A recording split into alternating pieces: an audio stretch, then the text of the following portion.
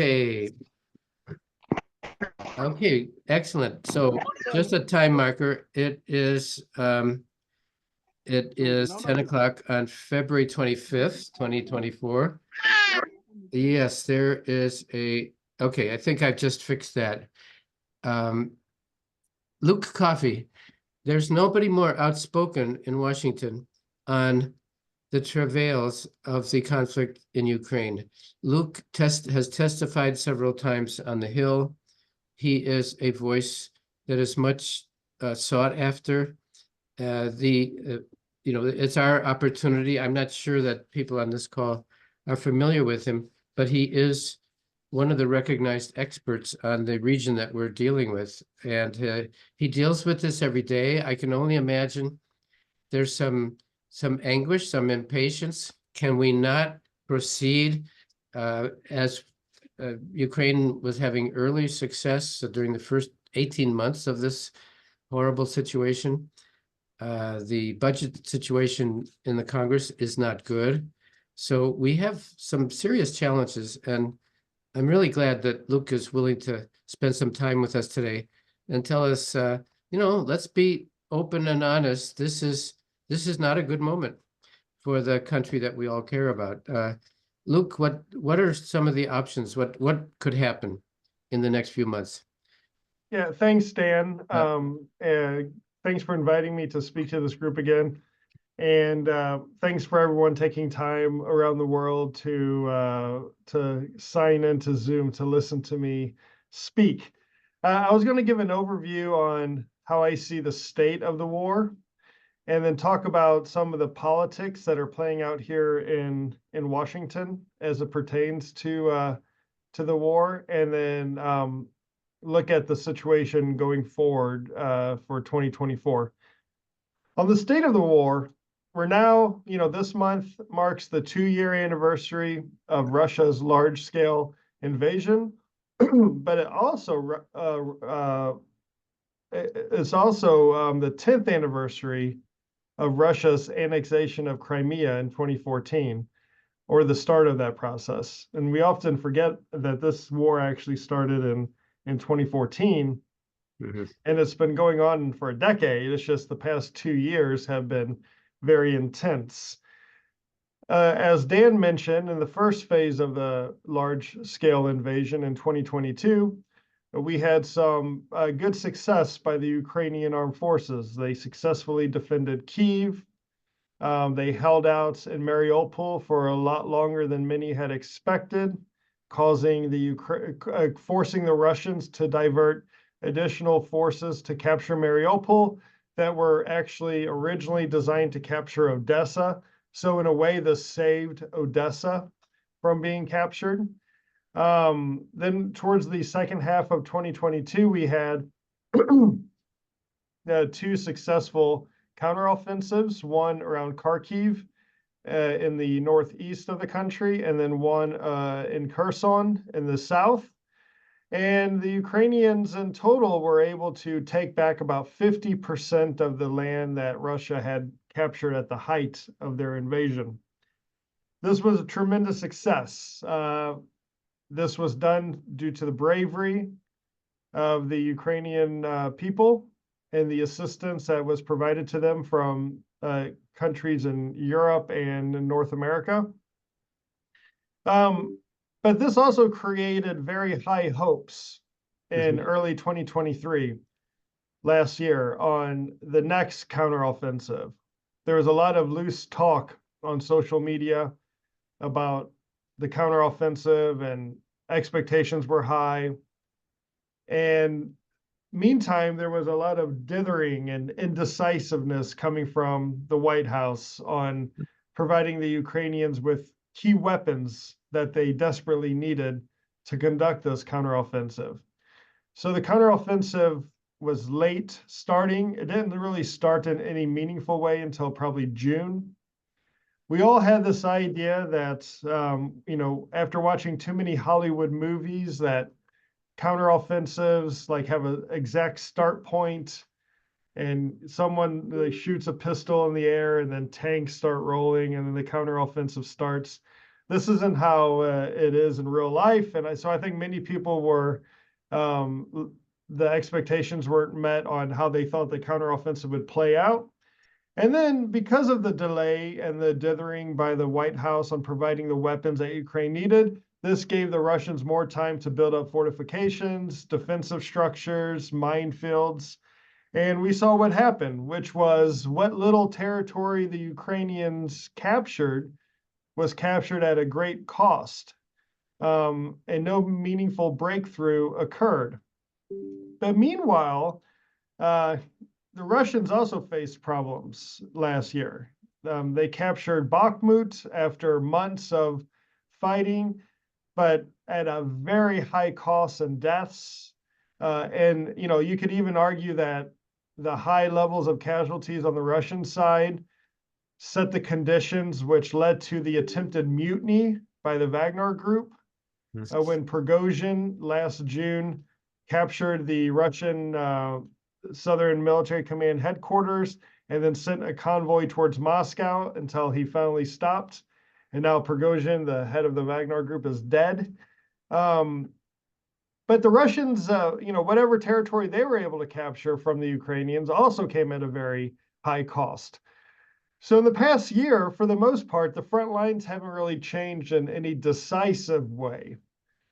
Now, that's on the land side of things. On the sea, on the maritime front, the Ukrainians have had success.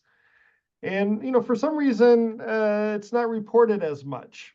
But on the Black Sea, due to a combination of creativity, ingenuity, and Western support, the Ukrainians have destroyed or damaged about 1/3 of the Russian Black Sea fleet. This includes an improved Kilo-class submarine, which costs about $350 million to manufacture, and there's only 6, well, there were 6, now there are 5, in the whole of the Black Sea. This includes damaging or destroying 5 large amphibious assault ships. Why are these important? Well, these are the assault ships that Russia would use if they were ever to attack Odessa. But more importantly, these are the assault ships that the Russians use when the Kerch Bridge is damaged. They use these to ferry goods between the Russian Federation and occupied Crimea. So targeting these ships is very important if you want to someday destroy completely the Kerch Bridge. And many other ships have been taken out. So this has led to Ukrainian grain exports back on the global market. In fact, I don't know the exact numbers, but I read somewhere that Ukrainian agricultural exports are at pre-war levels now. Wow. So if it's not that case, we must be close to it. So this is a fantastic achievement considering the Russian Navy in the Black Sea. And so there has been success. But we have this political problem here in the United States in providing additional support. I'm sure most of you are familiar with it, with this debate, but Congress has refused to vote and pass additional funding for Ukraine. The last time that Congress has voted for funding for Ukraine was December 23rd of 2022. So it's been more than 450 days since Congress has passed funding for Ukraine. And this is now starting to have an impact on the battlefield. There are fewer shells, there are fewer spare parts, there are fewer armored vehicles, fewer tanks that are being provided. The good news is there is support for Ukraine in Congress. The problem lies with the Speaker of the House of Representatives, Speaker Johnson, who is using the Ukraine issue as a way to play political games with the White House over the southern border. Most Americans, I really think, like if you polled your average American would think the southern border is a disaster. It's a national security threat. It's a humanitarian disaster. and it needs to be fixed. And I think most Americans are not happy with the way the situation at the border is right now with Mexico. However, these issues are not connected. Arming Ukraine and securing our border don't have to be linked. We can do both. We can do one before the other. So the fact that there are some Republicans in Congress who are using the border issue to block or stall or delay aid to Ukraine, that's just playing games. There's no reason it has to be that way. Most Americans also continue to support Ukraine. I leave Washington, D.C. quite a lot. I'm from Missouri. I like to go home to visit my family in the Midwest. If you look at a map, if you're not from the U.S. or familiar, if you look at a map, Missouri is right in the middle. And I speak to family members, and this is Trump territory, right? This is, a red state, as they would say. And they, my family members say, I want to support Ukraine, but, and then they give an excuse that they hear from, Tucker Carlson or Fox News or whatever. I want to support Ukraine, but we can't afford so. I want to support Ukraine, but our southern border is a mess. This is an important point for me. This tells me that the instincts of Americans are right. They want to support Ukraine. That's their starting point. The problem is they've been told for months that we can't do it for whatever reason. And this is all about politics. We can do it if we want to. I'm cautiously optimistic that we will do it. I think there will be a vote and it will pass whenever there is a vote. The question is when. And for each week that goes by, it makes things that much more difficult for Ukraine. Now, we have problems in America in addition to Congress. The White House. President Biden is willing to give the Ukrainians enough weapons and munitions to survive, but not enough to actually win. And we need, in addition to funding from Congress, we need a change in mentality, a change in mindset with the White House. We need to give the Ukrainians the long-range weapon systems. We need to give them F-16s, more tanks. We need to scale up our production of 155 millimeter artillery shells. And we need to do all of this immediately. 2023 saw Ukraine have a lot of success on the Black Sea and in Crimea, mainly because of weapons given to the Ukrainians by the French and the British. It is time that the United States builds on the success, builds on the center of gravity of Ukraine's success last year, which was the Black Sea, and we need to give the Ukrainians the long-range weapons to hit targets in occupied Crimea, to hit more of the Russian Black Sea fleet, and build on that success. But right now, I don't see any indication that the White House is going to change on this. Things, and I'll conclude here, then we can open it up to a discussion. Things might seem bleak right now, but there are some positive developments. But we shouldn't forget that the history of warfare is filled with ups and downs, of advancements and retreats, of attacks and of defense. We are not used, we being most of the world, we are not used to seeing this large-scale state-on-state warfare like we are seeing in Ukraine right now. Arguably, the last time the world saw this large-scale state-on-state warfare was probably the Iran-Iraq war in the 1980s. Where this conventional war that grinds on for years between two state actors. So we need to condition ourselves into thinking that this will last a long time. We need to prepare ourselves for this. There will be ups, there will be downs, but we have to act decisively if we want the Ukrainians to win. They can win. We just have to want the Ukrainians to win more than we just hope that Russia's going to lose. I'll stop there and we can open up any of that stuff if you Look, want. that's a marvelous beginning point. Thank you so much. I have written down, just based on what you've said, I've written down 6 or 7 questions. I want to encourage anybody on this call to come in, but let me actually ask you to choose from any of the questions I'm about to ask, and I'll just put them out there, and I'll come back to them if we don't get to them. First question, and there's a lot written about this in the international media. War has changed. The use of drones alone, we know that the U.S. military is looking very closely at this and is studying this as an indication that future wars, God forbid we shall have them, but seems we always do, future wars will be totally unlike the ones we've seen before.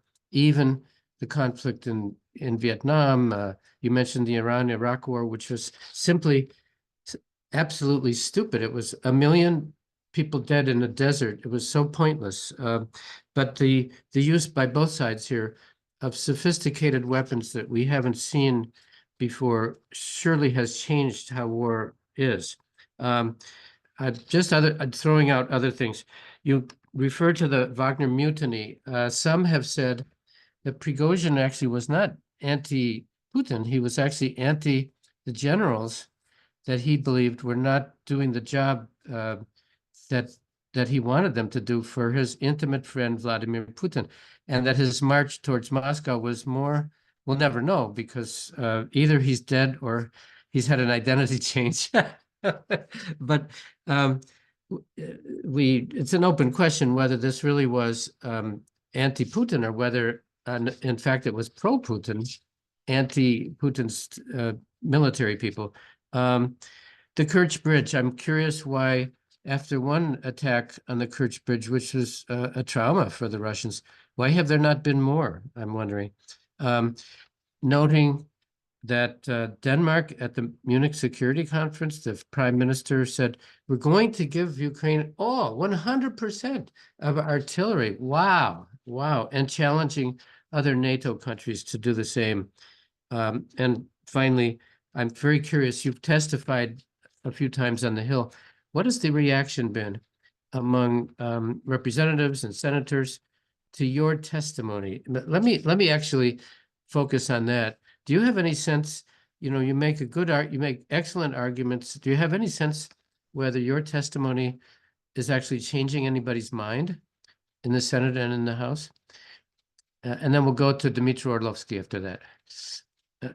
Great, I'll take those in turn. On your point about drones, look, this is one that a lot of people are focused on, and undoubtedly the role of unmanned aerial vehicles and also the seaborne drones are having a revolutionary change in modern warfare. I read somewhere that 10,000 drones a month are lost in Ukraine. NATO recently announced they're going to provide 1 million drones to Ukraine. You take a $100 commercial drone and you put a $25 grenade on it, and then you fly it over a tank with the turret left open, the hatch left open. You drop the $25 grenade and you destroy a $2 million tank. It's extraordinary. In the United States, I don't know if we have the ability, the institutional ability to adapt fast enough. I know people are discussing this. I hope we are. But in every, infantry squad, there should be multiple fire teams of 2 or 3 soldiers who can have these drones and use these drones, but that's a whole nother discussion. But I will say we shouldn't get fixated too much on this, because this war is also reminding us that the basics of war fighting haven't changed. Whenever Mariupol is liberated, it will be liberated by a young soldier, probably a man who has been away from his parents for probably months, if not years, who is tired, who is hungry, and who is cold. And that is how Mariupol will be liberated. It will not be liberated by drones. Drones may help them in this process, but at the end of the day, it's going to be boots on the ground and the old-fashioned soldiering that's going to do it. There's always going to be this human element to it. And we can't pretend like we can somehow automize or drone our way out of humans having to fight. I just don't see this happening anytime soon. Yeah. On the point about Putin and Prigozhin, I think there's some truth in that you have a Prigozhin was upset about the way the war was being funded or supported, and in particular the way his units were being supported. He felt like he was not getting the weapons and munitions he needed because they were going to the regular Russian military unit. So I have no doubt he had a chip on his shoulder on this issue. But he paid dearly for this because now I do believe he's dead. I believe he was killed by the Kremlin. So yeah, we'll never know the truth though. Yeah. On the Kerch Bridge, the Ukrainians have successfully damaged the bridge twice. In both cases, they didn't do it the same way twice because the Russians are smart and they're learning. So I think there are probably two reasons why they haven't damaged it a third time. Probably because they haven't come up with another creative way that the Russians haven't figured out how to counter. That could be one reason. Second reason is they could be waiting for the right moment. They could be waiting for when they destroy all those amphibious assault ships. So it really creates a bad situation for Russia because they won't have these large ships to ferry things back and forth. Yesterday, the Ukrainians put out a video saying that Russian civilians should stay off the bridge, that it will be targeted this year. Oh. So we'll see if that materializes or not. And then the final one, what's the response to my hearing and my testimony when I go on Capitol Hill? For the most part, members of Congress have made up their minds. Very few can be convinced to change their minds on this issue. Thankfully, a majority support Ukraine. But my last congressional hearing,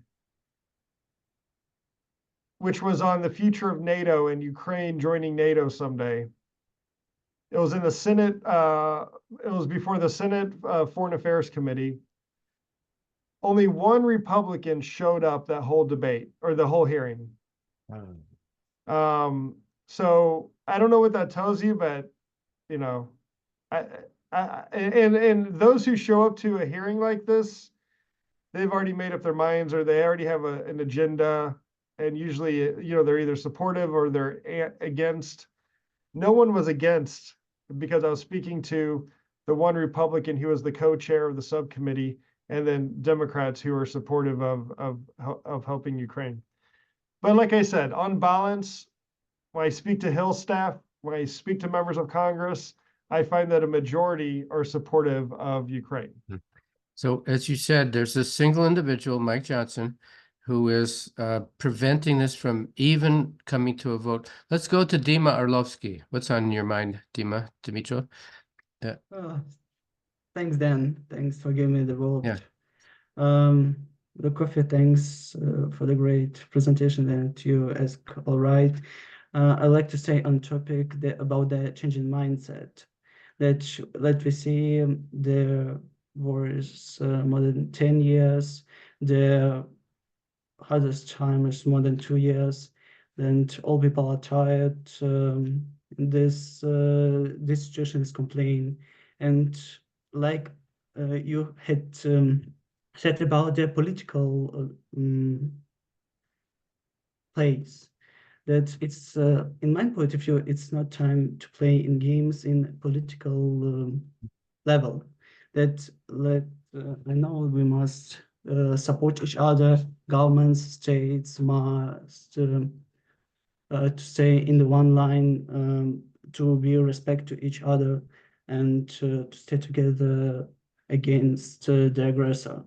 I would like only to add words. I have no questions. You said, all right, yeah, I like this debate. And only maybe it's could be a question about the changing mindset. What must our politician, what must the chiefs do changing this mindset, uh, stop playing these games, maybe about the disinformation, misinformation. Also, I would like to say about the counteroffensive that were in June 2023. It's a lot of information about that. When you make a offensive, then you don't much to say about that. When you will do that, then you can say otherwise that you had made that. Mhm. Yeah, That's that's a all. that's a Thanks. very powerful question. We think of President Zelensky as maybe the most skillful head of state in the world at affecting mindsets. He's so good at it. Many of our speakers have made that point. So the question remains, Luke, how do members of the Ukrainian government change the mindset of other people? Their president is everywhere. He travels, he makes video appearances, he's an international star. Everybody loves him outside of Ukraine. And what is he not doing that he could? Not, uh, sometimes you have to acknowledge your inability to do something, right? As Americans, we have this problem all the time. We Americans often need to be more humble on how we approach big challenges around the world, and recognize that it's okay to say there's nothing I can really do to help the situation. There's nothing more that President Zelensky can do to change the debate in Washington. This is beyond the realm of his authority or abilities. He's done everything possible. He's very popular here in Washington. He's a great spokesperson for his country. He will go down in history as a great wartime leader. When he stood in Kyiv on February 25th, so the next day, and he filmed that selfie video, Yeah. where he said, "We are all here." Muy And he tut, told muy them, tut, yeah. those were probably the most important words said in the 21st century so far. It told the world that he's not running. It told the Ukrainian people that he's not leaving. And I think this inspired and mobilized the nation. But we're in Washington, the debate about Ukraine actually has nothing to do with Ukraine. It has to do with politics here in Washington, and it has to do with our southern border. So there's really nothing. In fact, I would even argue that the best thing for President Zelensky to do is not try to influence this debate or not be seen as intervening in this debate.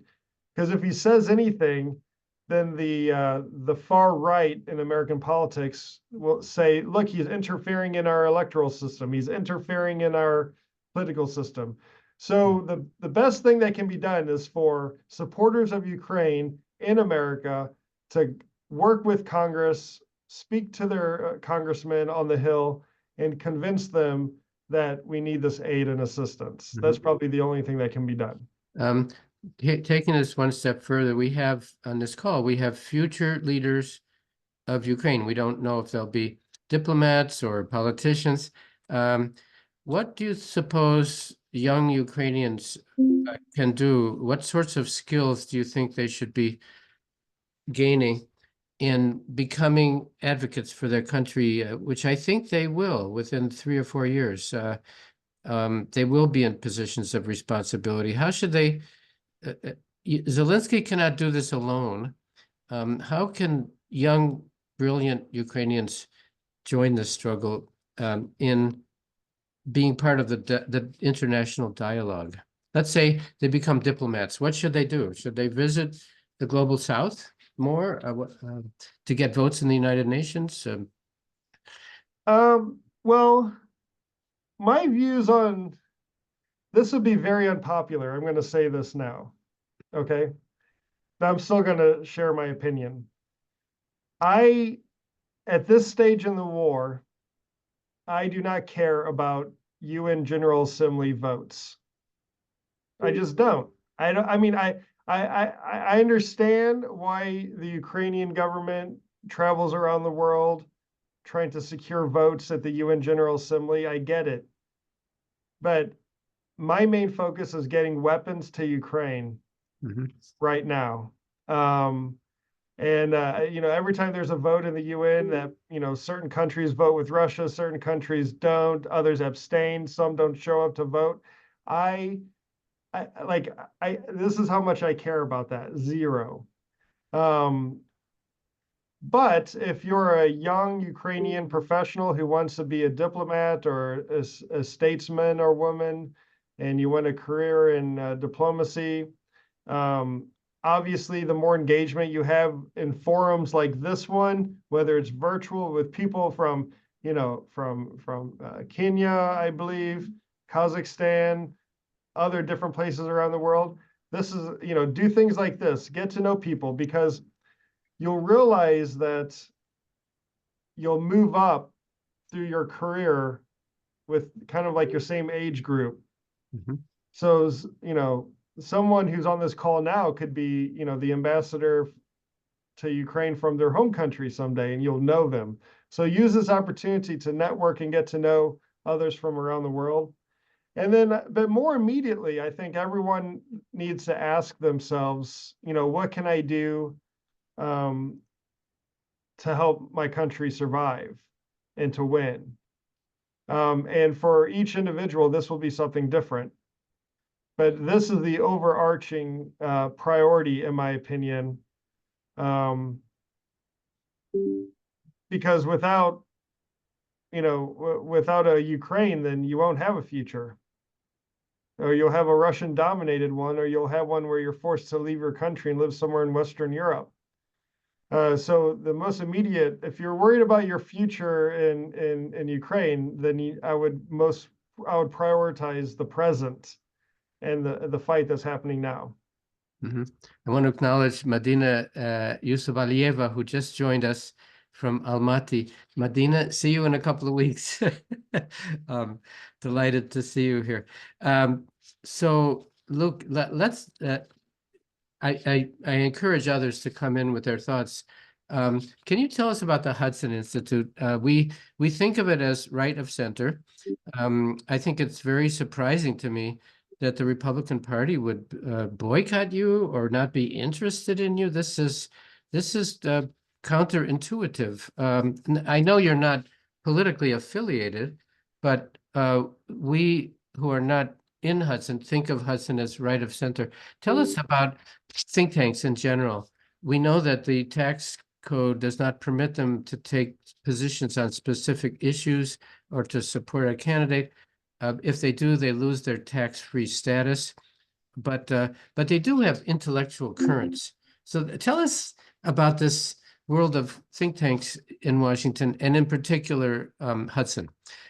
Yeah, well, you're right. We are considered a center-right think tank, politically conservative. On the traditional left-right political spectrum, we are definitely to the right.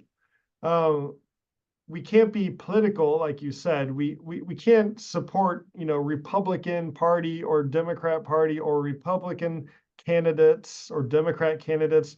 We can't endorse candidates for the presidency, but we can support ideas, certain beliefs. And in our case, it's the traditional conservative ideas. You mentioned something you just said, Dan, was really stuck on my mind, was this about being kind of like shunned by Republicans. Or I don't find this to be the case at all. The vast majority of Republicans definitely subscribe to our views on Ukraine and NATO and Russia and China and Iran. There's a small fringe group that's very vocal and unfortunately have a lot of influence in Congress. They don't like the work that we do, but I would say the vast majority of Republicans or people who identify as being conservative definitely support our work. We have in the think tank space in Washington, you have the full range of political ideologies and views on the left and on the right, on the far left and on the far right. We have really carved out a position on the right of being the more traditional Reagan, Bush senior, foreign policy, internationalist, conservative think tank. And there's a huge appetite for this amongst policymakers, the public. So, you know, this is an important space for us to be in. Think tanks are very important in the U.S. system because often, you know, people who work at a think tank get government jobs when there's a change in administration, and then when you leave an administration, then you usually go back to a think tank. There's this revolving door. There are good things about this. There are bad things about this, but it's the reality. So U.S. think tanks have more of an ability to influence policy than your average think tank in Europe, let's say, because of this reason. But we are a nonprofit. We don't get involved in the party politics, but we are very much aware of the political debate that's happening. I probably misused the word boycott. I was a bit shocked when you said that the committee that you testified to, most of the Republicans were not there. Was that not important? Yeah, that had nothing to do with me being from Hudson. Okay. That's just their general lack of interest in NATO. Okay. Now, here's a shocking thing I heard last week from a Ukrainian think tank, that'll go unnamed. They believe that if former President Trump is reelected, he will just take his personnel from the Heritage Foundation, all of whom he thinks have no interest in Ukraine and no particular sympathy. This may be crazy, but it comes from a Ukrainian think tank. Since we're on the topic, you know, there are different think tanks, and there are different degrees of conservatism. I'm sure you keep an eye on Heritage, which I don't know if you would agree. I'd see them much further to the right than you are. How does this fit in? Do you overlap at all with other think tanks that are? Where we can, we cooperate and work with other think tanks, both on the left and the right. I know the situation at the Heritage Foundation very well because I worked there for a decade. Forgive me for not knowing that. Sorry. Okay, yeah. And I resigned actually over Ukraine in May of 2022, whenever the first supplemental was passed in Congress. Heritage decided to come out against supporting it. So that's why I moved over to Hudson. And it's fantastic here at Hudson. But no, it's no secret that Heritage is working hard to try to staff the next Trump administration, if there is one. And they're not sympathetic or supportive of Ukraine. I mean, that's an established fact. That's not my opinion. I think any objective person can read what they're putting out and saying and come to the same conclusion. But luckily in the United States, we have a robust system of checks and balances where the legislative branch, and this is a lot different from many European parliamentary democracies. In the US presidential system of government, our legislative branch has a lot of foreign policy making authority. You know, because it has the appropriations and authorizations authorities for funding. So that means that it can have a big foreign policy influence. So, you know, I don't want to speculate about what's going to happen in November. We don't know. It's too early. But yes, you know, I'm not excited by another Trump administration when it comes to the situation in Ukraine. I hope people listening understand that there are nuances. We think of Americans as being binary, either Democratic or Republican. because, but in fact, there are many nuances, just as there are in parliamentary systems. People sometimes lose track of that. Forgive me for not In knowing. America, if I just may add to that, Dan, we have a majoritarian system of government of elections here. So winner takes all. If you win the most votes in your congressional district, you win the seat. Even if you don't win a majority, a plurality. I mean, Bill Clinton in 1992 for president won a plurality. More people voted for someone else other than Bill Clinton because there was a third party candidate, but he became president. That's how our system works. Because we have this majoritarian electoral system, it creates a two-party system naturally. But inside each party, you have de facto coalitions. So if we had a proportional electoral system like most of Europe has for their legislative branch, we would have different parties. We'd have the Republican Party would be 3 or 4 parties. You'd have a far right, almost neo-fascist party. You'd have a traditional conservative, center-right party. You'd have isolationist party. You'd have a fiscal conservative party. You would have a social conservative party, a libertarian party. You'd have all sorts of different parties. Same with the Democrats too. But we don't have the proportional system. We have a majoritarian system. So on the surface, it looks like 2 parties, but really underneath both parties, you have different de facto parties. Very, very important. This becomes more visible in a parliamentary system where you'll actually have different parties for different policies.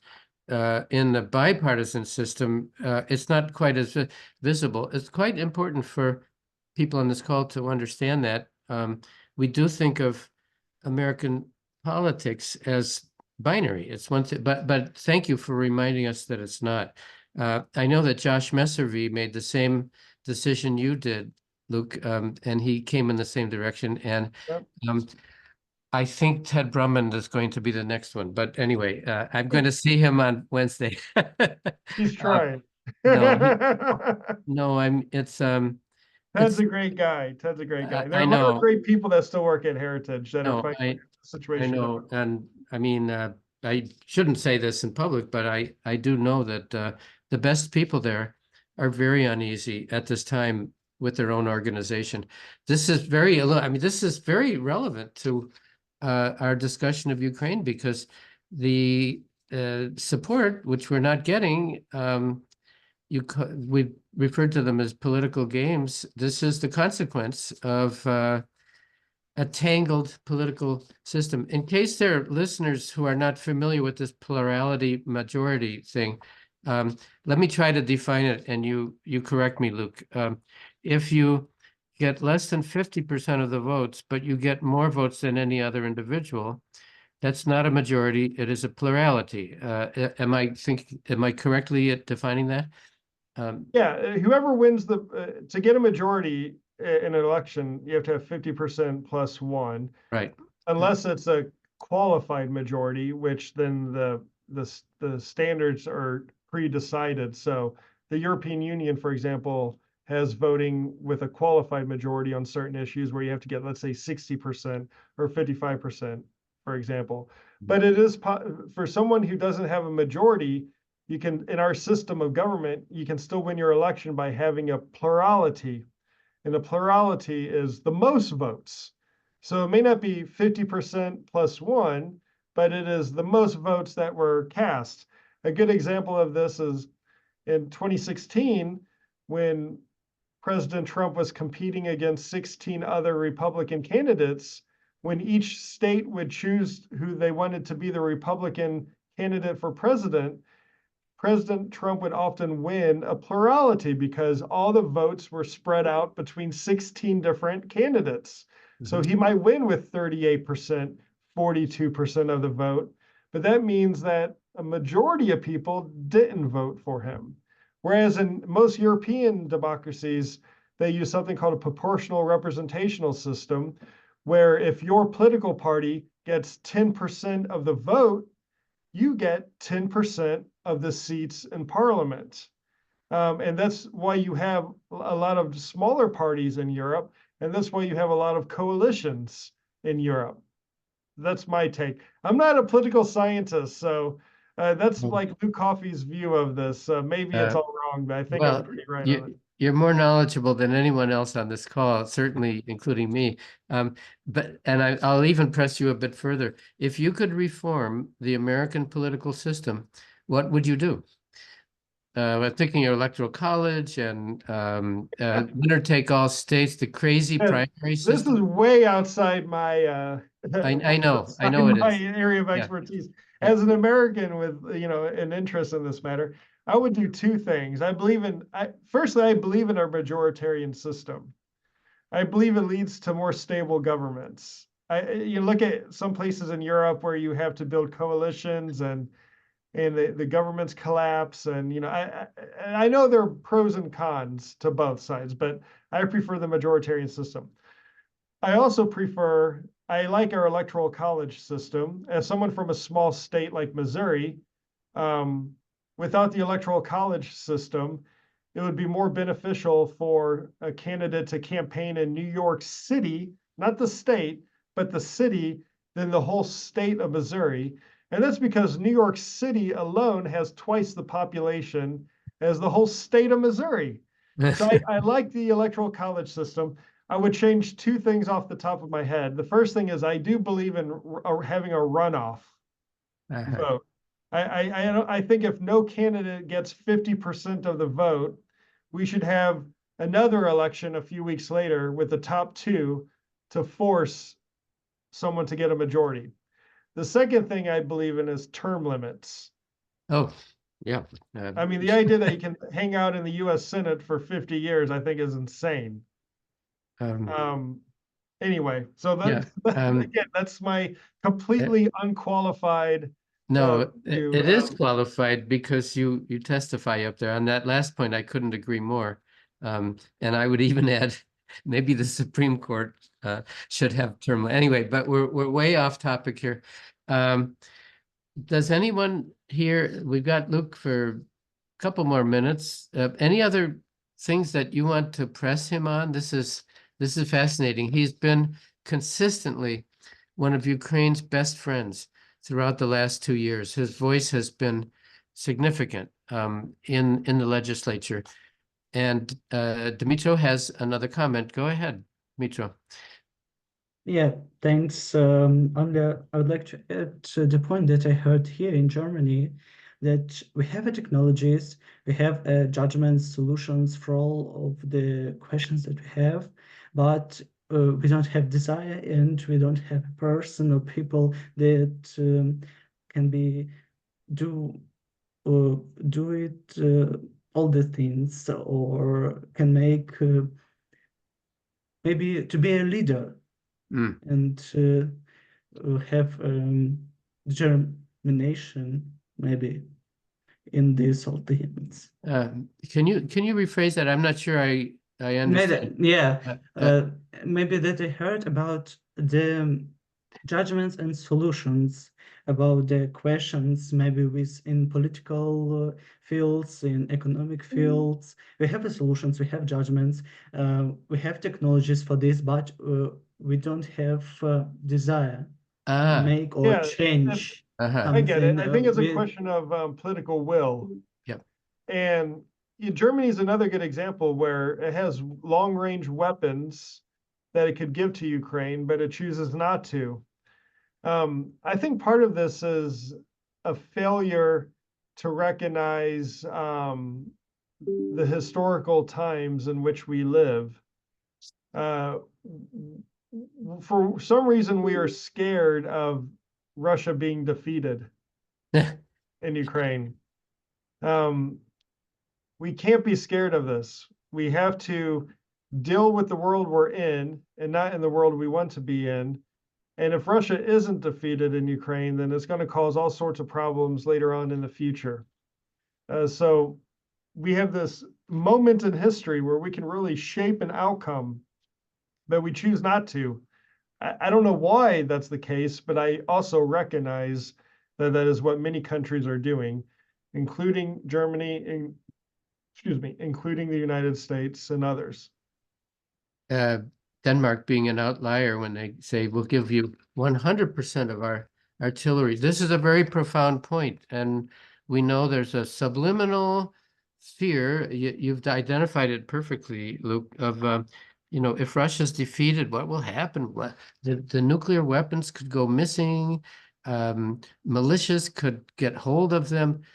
I couldn't agree with you more that come what may, a defeat of this aggression would be an absolutely positive thing. But these are troubling questions. I wouldn't care if Russia is fragmented, but other people do. There are people who are concerned what would happen if Chechnya truly became separate, or the Siberians who are being sent to the, as they call it, the meat grinder. We know that Putin is bringing in marginal people who are not culturally Russian, just to sacrifice them. It becomes more diabolical as you think about it. Luke Coffey, you're a busy guy. We're gonna allow you to go back to your work. Don't reach for that Churchill quite yet. You have a lot to do. Yeah, I know. And Trust me. we're very, very grateful. It's great to have you as a friend of Ukraine and of this group. I'll mention to others that to be confirmed, but I think next Monday we'll have Tibor Nagy, who was born in Budapest, came to the United States as a refugee at the age of 7 or 8, something like that, and was the Assistant Secretary for Africa under the Trump administration. A powerful personality, a man who really, really cares about Ukraine. He's told me he will never set foot in Russia because of what he saw as a child in Budapest. He saw terrible things happen. It wasn't just that the Soviet government came in and put down an uprising. They did other terrible things to individuals. I won't elaborate. Maybe before we leave, we'll get a thought from Stephen Nyaga. What's on your mind? And then we need to let Luke go because he's a busy guy. Okay. Yeah, Stephen? Thank you, Professor, for this Yeah. opportunity. I think that was quite a very interesting discourse by Luke. I would like to direct my question to him. And I don't know what's your take on the views by the president, by the United Nations Sustainable Development Goals leader, that is Professor Jeffrey Sachs. And he holds the view that the United States need to rethink its foreign policy. So probably you can expound on that. Well, what do we know about his thinking? How does he think the U.S. should redo its very, very complicated and difficult foreign policy? There's so many elements to that, Stephen. Is there one in particular that you would want to cite? Okay, just wanted to get the view, maybe generally. I mean, not just Okay. at this point. Okay, general question. How should the U.S. change its foreign policy? Luke, we may think of the emotional attachment to the so-called rules-based liberal international order. I don't know if that's what Stephen is thinking. The Global South is quite impatient with that concept. We know that the Global South sees the United States as having a degree of hypocrisy because it intervenes militarily in other regions of the world, and then it asks Russia not to do so. Stephen, am I in the right track? The vision of the U.S. policy as being a double standard. We can use our military, but you cannot. I'm extrapolating. I'm not quite sure if I'm on the right track here. Luke, any comments? Yeah, of course. Thanks, Stephen, for the question. It's a very broad question, but I think I do know where you're going with it. Look, the United States has made errors and mistakes in the past, without a doubt. The Iraq War is a good example of this. The way we handled Afghanistan is another great example of this.